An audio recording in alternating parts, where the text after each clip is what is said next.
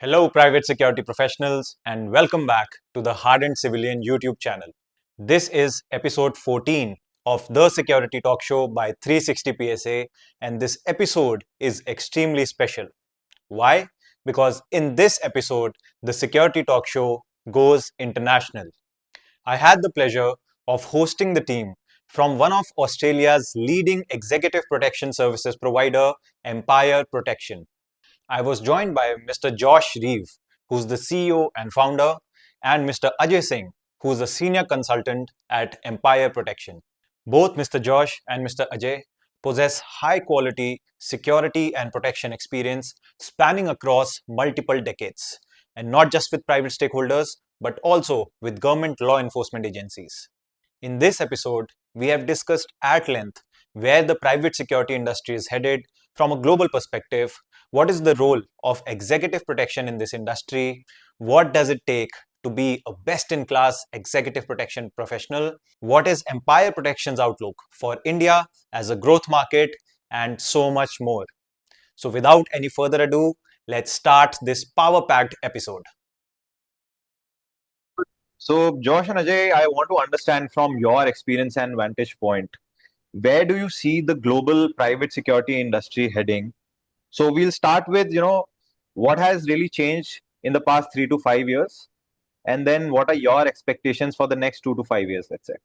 Well, thanks, Manan. First of all, I would start with what changed in the last 3 to 5 years. I reckon in last 3 to 5 years, there has been an increased demand for security services due to the global rise in terrorism, civil unrest, and criminal activities.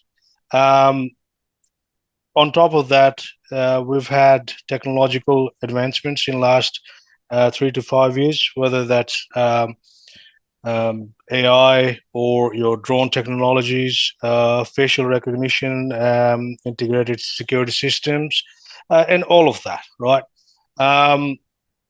The other major stuff I would say is the cybersecurity.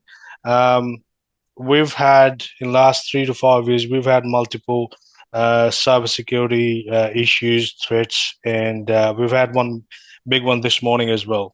The other one is, I think, the regulatory changes, and that is all over the world, specifically in India. As you are aware of, all the changes recently happened.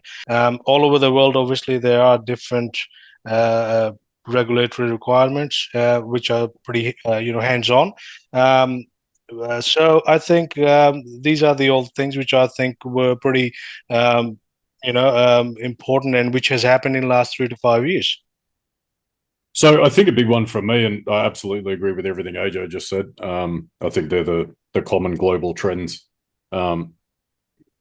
without doubt. But I think also COVID changed the security landscape all around the world. So COVID put pressure on. There was almost no country that escaped the pressure of COVID, whether that's on a societal basis, on an economic basis. Everybody was impacted by either COVID or the response to COVID, and then everything that was left as a result of that. So I think one thing we've seen is that the community sentiment changed post-COVID. So particularly countries or locations that were heavily locked down or heavily impacted financially, where people were impacted in their homes as a result of COVID.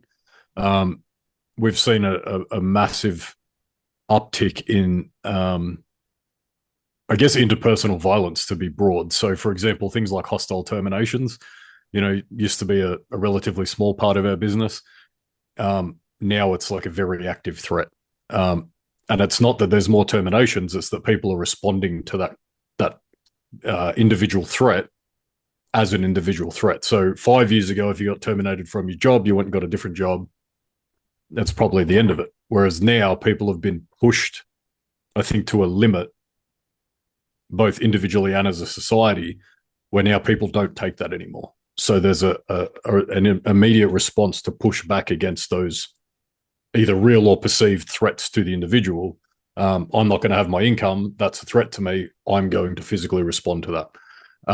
So there's industries and businesses that have never had a need for a strong security posture because what they do is extremely low risk or low footprint or low profile. But now that one individual, whether it's loss of a job or banks foreclosing on property loans or whatever that scenario is, people just are not standing for that anymore, and there's a response. And you're seeing that with the civil disorder in protests of every every cause. There've always been protests, but they haven't always been I guess as security significant as they are now.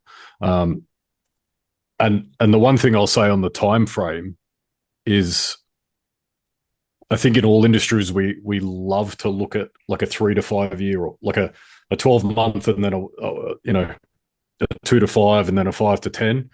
But in security, we have to be conscious that we don't control that industry, right? In a lot of industries, the industry leaders can control the projection of the industry by how they do their business, whereas we're controlled by environmental factors. So,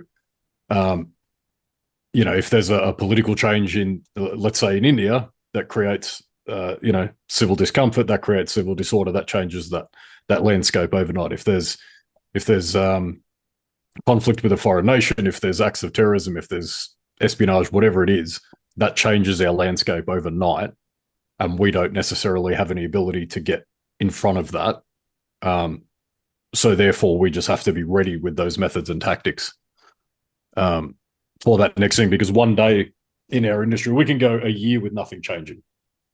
Yeah. But one moment in time can change our industry overnight. And obviously examples like 9/11, right? Look how many policies and procedures changed. Every airport in the world is operating differently 26 years on, or 24 years on, as a result of that event, right? So, I think we need to be conscious that 3 to 5 years is an extremely long time in a global market to try and project. Similar thing happened after the Operation Sindhura as well, and Manan, you would have seen the changes in last, I would say, 3 to 5 weeks. Things are happening, and things are happening, pretty quickly. So these are the changes. Absolutely. Absolutely. So if I have to summarize what you guys have said, right? So there are both micro factors at play as well as macro factors, right? So micro factors are let's say the rural-urban divide or socioeconomic factors that affect individuals on a daily basis, right? As you mentioned, that it all got accentuated by the advent of COVID and similar events, right? And then there are macro factors where there are geopolitical implications on how people perceive their personal security as well as their own, comfort level in that particular societal structure. And all of these have security-related implications in how people behave and how people operate. So I definitely understand that. And I do agree that, it's extremely hard to forecast what is the landscape, what is the threat landscape going to look like, let's say 2 to 5 years down the line. But do you still see any trends forming, let's say in terms of more technology adoption in security, more tech integration to dole out security services? 100%. I don't think we can actually work these days without any technological advancements, because everything is AI based, and we have to work with artificial intelligence, machine learning, and or facial recognition stuff. So and especially any drone surveillances and stuff like that. Cybersecurity is a massive one. We are using artificial intelligence when it comes to cybersecurity. So I think we cannot really do much without artificial intelligence, and that is why security is sort of booming. Security industry is booming, and especially when we talk about executive protection. We are, using these artificial intelligence and all these new technologies. Because we think that there's nothing, there's only, only so much we can do without it. Yeah, that makes sense. That makes sense, Ajay. And I think that's one trend that we are seeing all across different markets, right? There is more and more focus on integrating technology, both at the front end of how security services are being delivered, as well as the back end of how ops are being managed, right? Mhm. So in that context, I would like for both of you to delve a little deeper down into executive protection, since Empire Protection is an EP specialist, right? So Mhm. how big do you think executive protection really is in terms of its contribution to private security as an industry at large? Um, okay, well, I would say last year I think Forbes did the research yeah, on a global level, and so 2024 I think the executive protection out of whole security field made 0.53 billion US dollars. That was the industry last year. Um, they are predicting that by 2030, I think it's going to be 1.3 billion. Um, and these are the numbers, which obviously the numbers are growing, increases by 10% or more than 10%, I would say.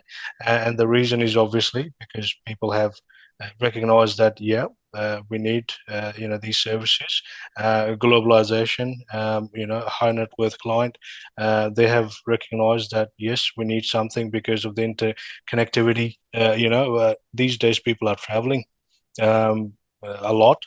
They need that, because the services which any executive provider provides, they are obviously very important for anyone who is sort of moving, in different part of the world. So that is a booming industry.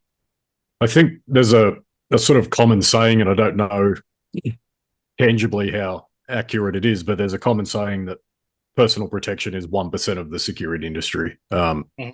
And it's commonly referred to as the top 1%, but it makes it a smaller niche market within the market. But I think the world struggles to define what executive protection is in itself, right? We keep hearing everywhere I go here, EP, executive protection, but it describes, I'll hear people say executive protection, and then the principal is, or the client is a celebrity. Like, where's the executive there? Let's name this appropriately. And then if you break it further into the services that are offered within executive protection. So I think of executive protection as a program, not a tangible delivery outcome. So it's risk mitigation, it's crisis response, it's all the mitigation services that have come out of those assessments. So it might be a personal protection agent on the ground, it might be a driver, it might be a medic, it might be threat intelligence, it might be open source intelligence, it might be surveillance and counter surveillance.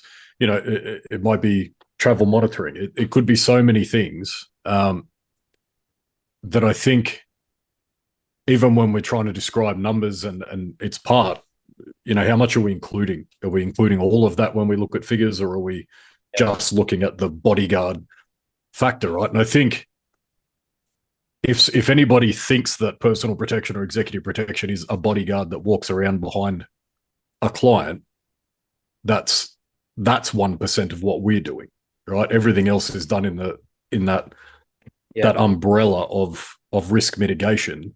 The only difference with personal protection is that risk mitigation is so direct, and I guess the likelihood can be whatever, but the impact is always catastrophic if we're talking about one individual or group that we're protecting, right?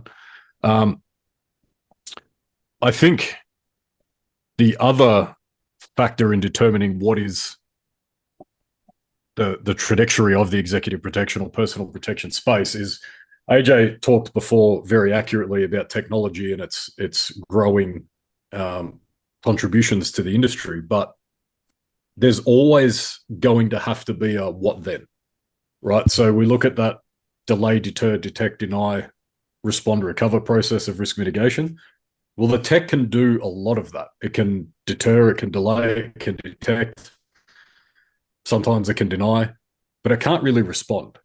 And it can't jump in front of, a client, and it can't drive the client away from a threat, and it can't, so I think what it's going to do is separate what's now 1% of the industry that, I think it's seen that only the celebrities and the ultra high net wealth people need a bodyguard. Tech can take away like a lot of the basic level security guarding, right? It can monitor a shopping center for theft. It can, all those things that can be done with AI technology or with bespoke technology, but it can't go and arrest someone. Yeah. Right? That's still got to be a human level. So I think what we're going to see is technology replacing the sort of bottom end of the industry.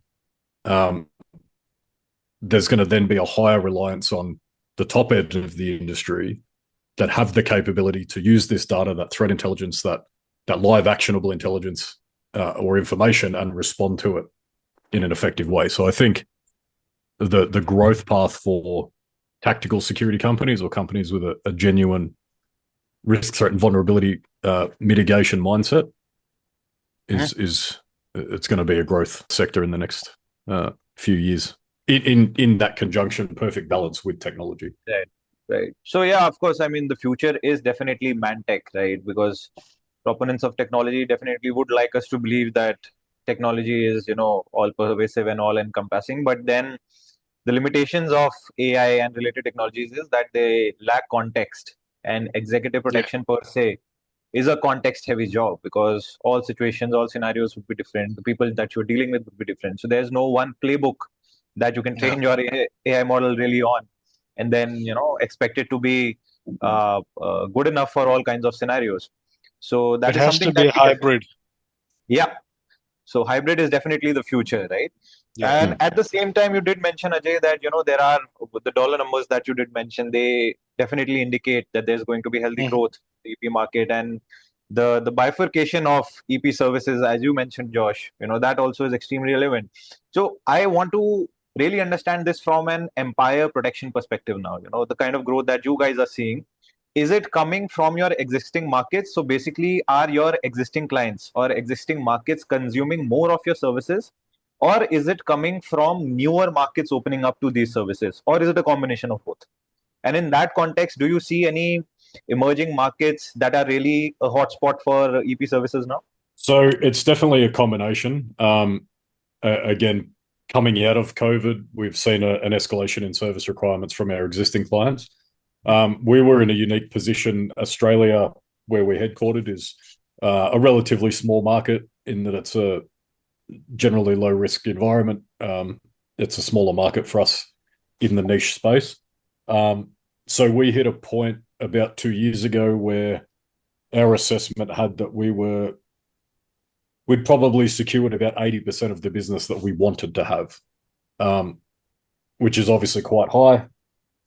And that then led to the question, well, how do we continue to expand? What do we do here? So one side of our business, led by my business partner, our COO, went down the software and compliance path, and he's built some bespoke systems in terms of compliance management, obtaining compliance, and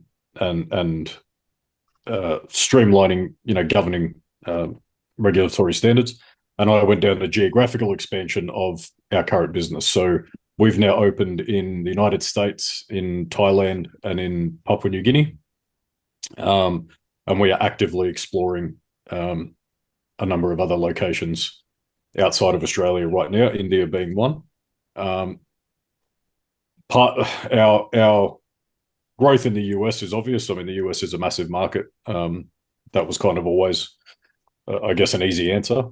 But APAC broadly is a huge emerging economy that I feel like Europe and North America are only just starting to realize the significance of APAC. And I think the old traditional centers, Singapore being a classic example, for anybody that's been to Singapore, every Fortune 100 company in the world has their name on a building somewhere in Singapore. There's a massive trend emerging of that moving into places like Malaysia and particularly into India.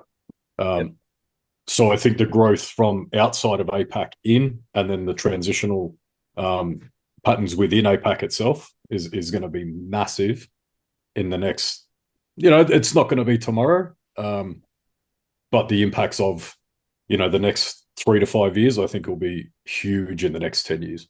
And India is going to be a central focus of that, I think.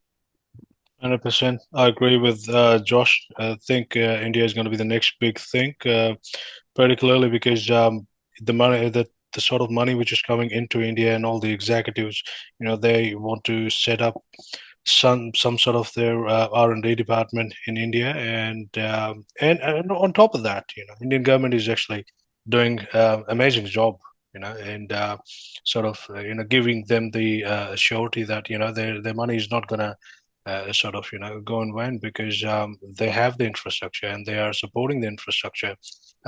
People like the companies like us are sort of coming into the India because we want to make sure that okay, all the companies from Western world, they're going to come in and they want to sort of settle in India because they understand the importance of Indian economy, and we are there to sort of cater that. And one of our really important roles, just to get onto the back of that, is one of our really important roles in what we do is for our client is making the world smaller for them, right? So it can be a massive culture shock to go from Canada to India or from India to Canada, or the person, like the individual culture is different, the business culture is different, the economy is different, everything's different.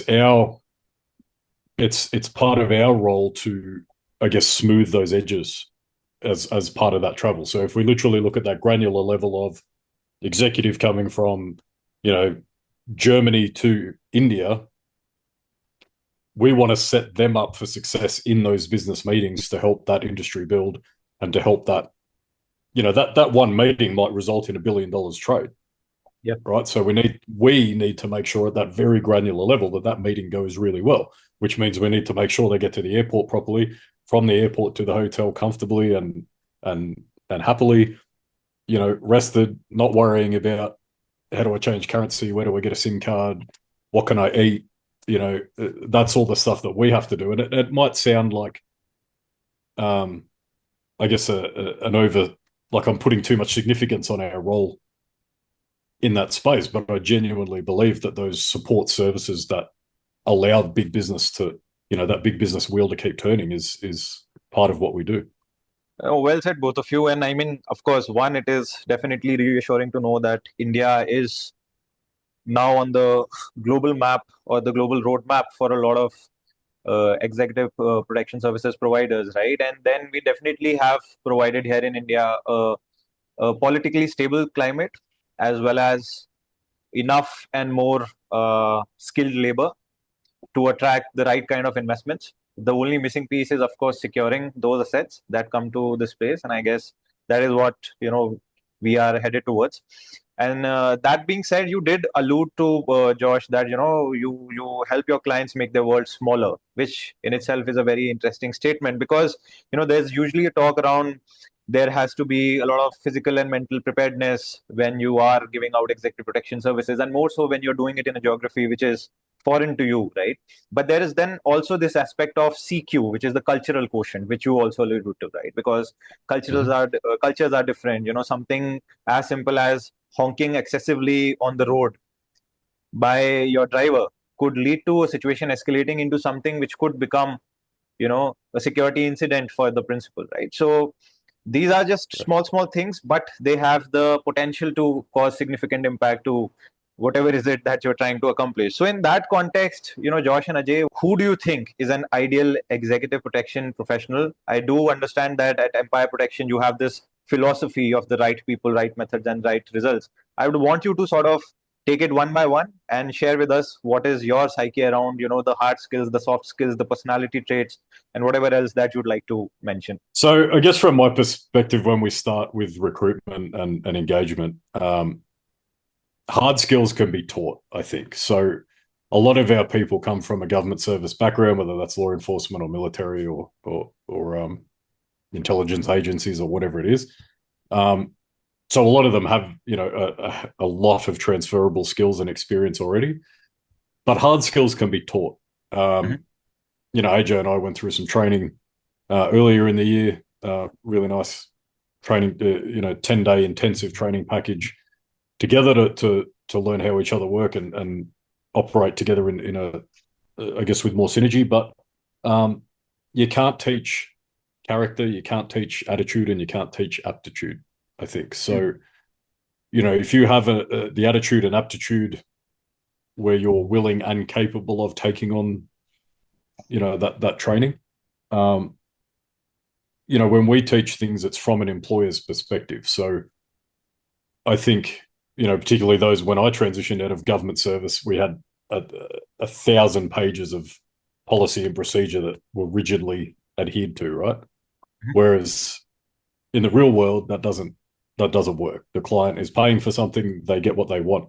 I can't say, well, this here says, whatever. I have to give my client their service. So, I think having people with the attitude and aptitude to remain dynamic and make those rapid dynamic risk assessments and I guess rapid decisions around a course of action is the most. If I had to pick one skill, that ability to be dynamic in your thinking would be the most critical aspect. Well, Josh has actually said everything, and I agree with that because there are certain skills you can't teach, and the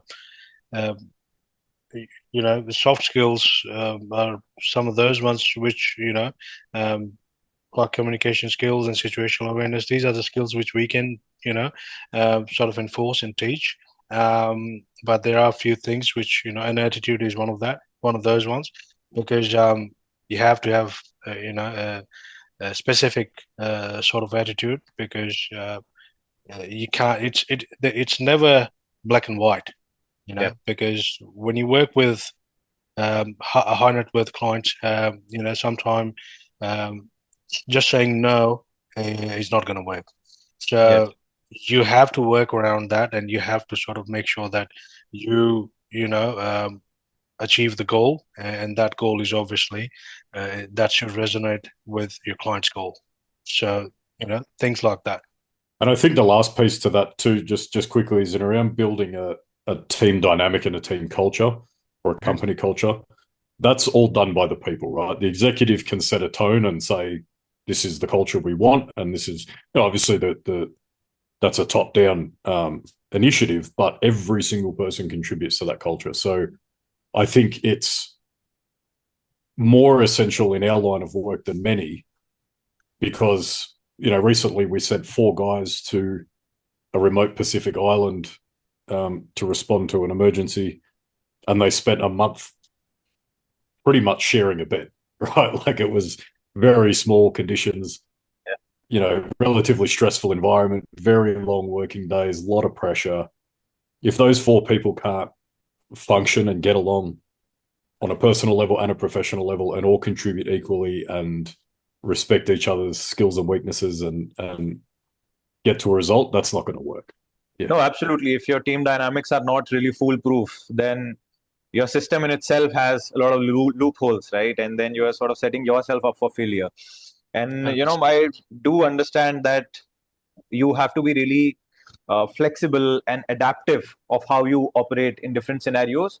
But that is where the conundrum is, and I want you to double click on that a bit for me, right? That while on the one hand we understand that you have to be really agile in how you operate, but on the other hand we do understand as well that security services, and more so EP services, are SOP driven, because in high stake situations, when there are emergencies, when there are contingencies, you will not really have the time to think and respond.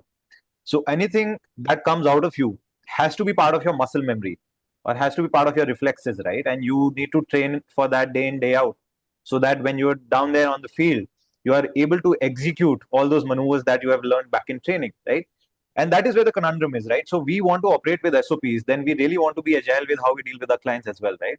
So in terms of SOPs, are there any best practices or any non-negotiable SOPs that you really want at least your guys to have? Look, initially, and the first easiest answer is we follow the law of the jurisdiction we're in, right? The law always, or should always, guide SOPs and things. I think the thing that makes it extra hard, and you're absolutely right in everything you said, the thing that makes it hard is in any given day, I can be a driver, a personal assistant, a nanny, a chef, whatever it is my client wants me to do, that's what I'm going to do, right? And the saving their life part either is in time context, a very minute part of what we do, or the client doesn't even see that aspect of what we did. Or sometimes we might have saved the client's life and we don't even know what happened. It was just the way we structured something didn't allow that threat to eventuate, right? So maybe we don't even know that we did that bit. So you're absolutely correct. SOPs for us fall down majoritively to compliance. So they're non-negotiables of we must operate within the laws of our jurisdiction. We must comply with things like our insurance requirements. So we have policies that dictate, well, are governed, I guess, or dictated by our insurance policies. So if the insurance isn't going to cover you doing this, but it will cover you doing this, we obviously need to do this and not that. And that's I guess where a knowledge of the business side of what we're doing has to be instilled into even ground operations. So that classic concept of like, the private in the army saying, why do we have to do it this way? Yeah. And yelling at the general because they don't understand what it's like in the trenches. Well, that's true, but they also don't understand the parameters that have been set by regulation, for example. So yeah, insurance is a big one for us, but I guess the easy answer is compliance across the board. Is sort of where our majority of our policy sits. On top of that, I would like to add, obviously, standard procedures. I reckon threat assessment, your advanced planning, and liaising with, as Josh said, local authorities. I think these are the major sort of aspect of our standard operating procedures. So yeah, I think we'll have to sort of work on those things, and we're good to go. I think also just on that, the part of our definition of methods isn't just around those SOPs and tangibles. It's around what we like to deal with as a business. So, I worked prior to having my own business, I worked for many companies where clients would come to me and say, how do I get you, but not that company you work for? Because they're slow to bill, they're slow to pay, they don't quote properly, they blow their budgets out, they're not transparent with billing, they don't answer the phone when like so many basic complaints. Part of our like mission to have the methods right is that seamless business practice, quote with transparency, do everything efficiently, have a streamlined and easy to understand, easy to use system of business. The last thing a billionaire cares about when they're trying to hire me to follow them to their next, venture is not, oh, well, now I've got to fill out 52 forms for this guy to be able to get him to come with me. They're not interested in that. Yeah. So, yeah, I think just those business practices and having everything in place, if somebody requests service from us, there's a streamlined set of information that goes back out, service standards, quote, parameters of the job, what that's going to look like, the timeframes involved. That pack goes straight out. You're armed with everything, and then that business flow is then very easy. And I think that's an important part, because even if you're not a business owner, even if you're a worker, if the business doesn't get the work, you don't get the work either. So it's no, absolutely. I think you've spoken like a true CEO, right? Because it's extremely important to make the onboarding process as seamless as possible so that you and your client are not wasting time on those formalities. While they're extremely important, but they are not the core of your service offering, right? So I definitely understand that. And, we did talk a lot about your focus on compliance and, always operating in the bounds of the legalities of wherever that you're operating in. So in that context, what is the right result for you? As you say, right? What is the right result for you? Is it still being able to protect your client, even if that means overstepping those foundations set by those legalities? Or is it still being in those foundations and yet being able to what you can do? Because that will, of course, come at a cost of you not being able to do certain things, right? So I think we have our limits in the bounds of let's take an extreme example. If I had to break a law to save an innocent person's life, I think we all, I don't think I could tell any of my team to not do that. I think that's just something that's going to happen. Are we going to pick up cocaine and deliver it to a hotel for a client? No. So I think, again, that's where I go back to like that decision making and dynamic risk management ability of our team. That's where we fall onto that process, right? The right result for us is that at the top level, it's that number one, the client's safe. Number two, my people are safe. Everybody wants to go home to their family at the end of work. And number three, the client's satisfied that we helped them achieve whatever their goal was. Yeah. So that's the three markers for success for me. And even from a business perspective, I've kind of always had the approach that like business finances will be an indicator of success, not a driver of success. So if we're doing everything really well and people love our service and it's, we've got the right price point and we've got the right systems, the money will be there. If we don't, then the money won't be there. So, we don't look at, well, I need to make X amount of money off this next client, so this is the price. That's, to me, that's a backwards way of looking at business, but it also seems to be how the majority of the world operate. So, No, I agree that, monetary outcome, especially in an industry like private physical security, has to be a byproduct of the great quality work that you're doing, right? It can't be the driver, as you said. That's right. Right. So great. Ajay and Josh, we have discussed at length about your views on the industry, where it's headed, where has it come from, what are the drivers of the same. Now, I'd really like to know more about Empire Protection. How did that come into being? It's been, I think, a little over 10 years that it has been in existence, right? And how has that journey been like so far? And do you have anything specific in mind in terms of an India strategy or an India outlook as far as Empire Protection is concerned? Yeah. So I'll keep the story pretty streamlined, but about 10 years ago, I met my business partner on the freelance protection circuit. We were both relatively unhappy with the state of the industry as we saw it. We worked globally for many, many firms, and we were very rarely satisfied with the product. So we thought we could do better. So we established a business to do that. And it, I guess, started out very small, very niche. It was a close group of us, just doing jobs as they came in. And then it was growing organically. We've never really done anything outside of LinkedIn for marketing. You can't really put our services on the back of a bus. So it's kind of hard to find a really good open marketing strategy, but we kind of never had to. We in the second half of our business life, we really grew.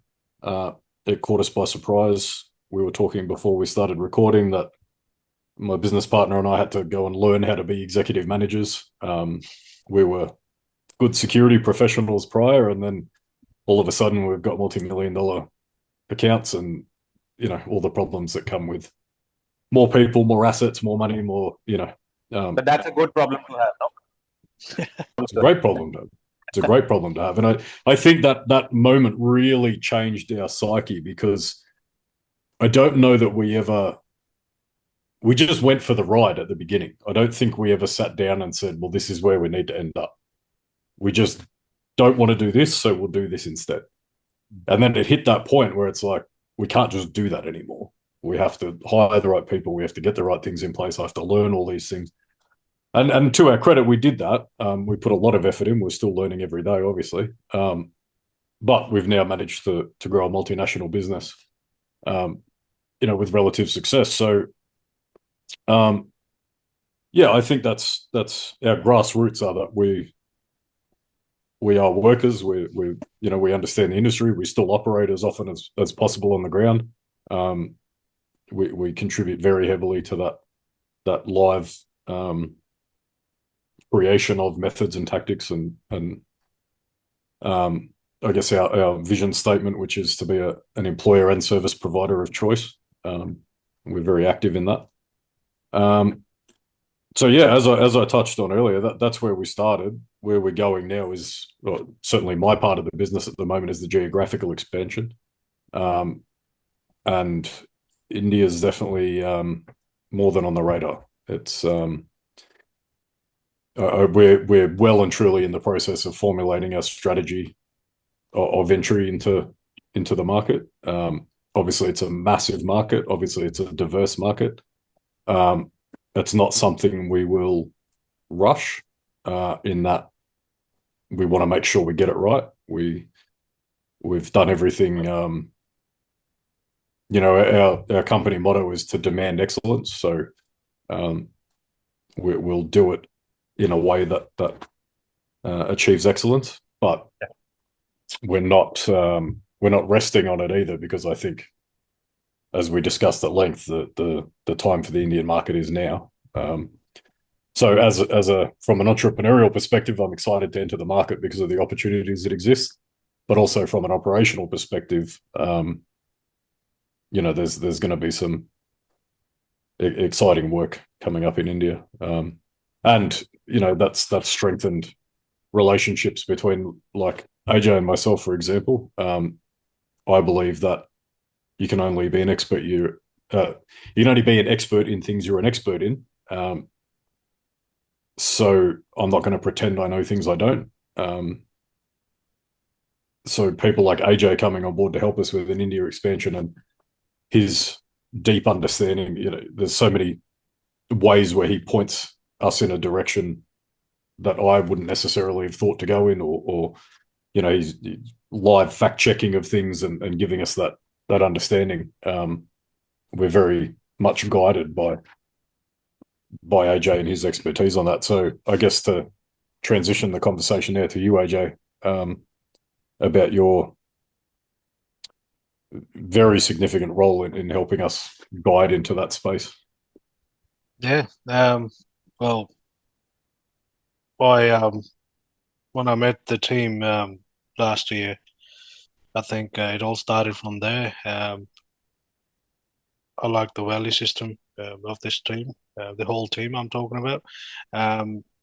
They're driven by the passion of obviously protecting people, and then that sort of makes Empire different than any other company. It's not just there to make money, because, as we all know, money will come. That is, regardless. This whole industry is obviously based on high net worth, but at the same time, if we provide best ethical services, then money will definitely come. So I like the values these guys had, and I had the similar sort of issues. Been working in operational field for like 7-8 years. I wanted to do something sort of different, and expanding into India is sort of my passion, and which we're going to fulfill that, and we'll work together for that. So yeah.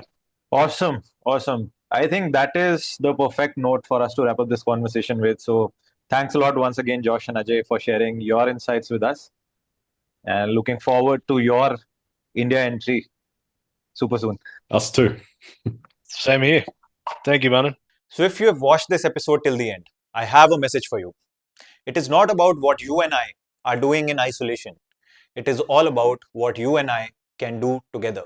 If the work we do at 360 PSA or at the Hardened Civilian YouTube channel makes sense to you, and you resonate with our thoughts and our mission, and you want to contribute to this revolution, then get in touch and let's work together.